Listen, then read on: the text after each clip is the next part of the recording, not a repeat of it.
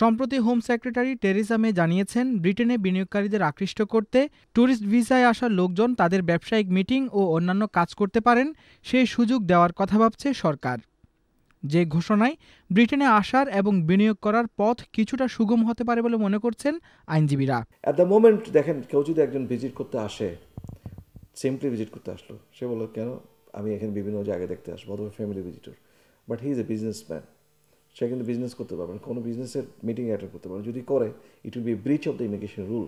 At the moment একটা tourist visa পেলেই সে দুইটাই করতে পারবে। কিন্তু আমি মনে করি provided everything will have to be declared from the beginning on the application. বর্তমানে ফরেন বিজনেস ট্রাভেলার্স কিংবা পারফর্মিং আর্টিস্টদের জন্য ব্রিটেনে আসতে বিভিন্ন ক্যাটাগরির 15টি ভিসা সিস্টেম চালু রয়েছে, যা আবেদনের ক্ষেত্রে জটিলতা সৃষ্টি করে বলে জানায় ব্যবসায়ী নেতারা। তাই এই জটিলতা দূর করতে 15টি ক্যাটাগরিকে 4টি ক্যাটাগরির মধ্যে নিয়ে আসার চিন্তা করা হচ্ছে বলে জানান হোম সেক্রেটারি।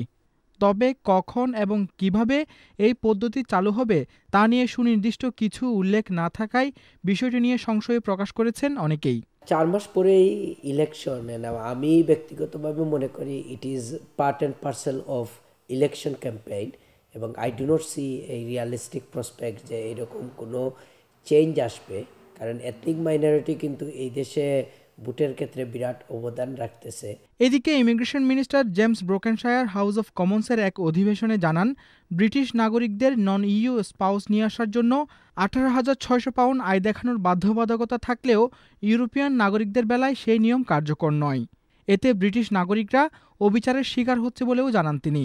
গভর্নমেন্টের ভেরি হাই লেভেলের একজন মিনিস্টারের কাছ থেকে, he is an immigration minister, যে এই রেকগনিশনটা আসছে যে এই আইনটা আসলে আনফেয়ার, এবং এইটার যদি আমরা হিস্ট্রিতে যাই, এটা কোর্ট অফ আপিল যখন রায় দিছিল তখনই কিন্তু ওখানে ওরা রেকগনাইজ করছিলেন যে জাজেরা, যে এই আইনটা হচ্ছে ইনহিউম্যান, ফ্যামিলিকে সেপারেট করে, কিন্তু সরকার ইমিগ্রেশন কন্ট্রোলের জন্য এটা করা ঠিক আছে। নির্বাচনের আগে ক্ষমতাসীন সরকারের ইমিগ্রেশন বান্ধব বক্তব্য নির্বাচনী প্রচারণার অংশ, নাকি সত্যি ভাগ্য পরিবর্তন হতে যাচ্ছে ব্রিটেনের ইমিগ্রেন্টদের, তা জানতে হয়তো অপেক্ষা করতে হবে আরও কিছুদিন। Shahnewaz Rocky, channel S news, London.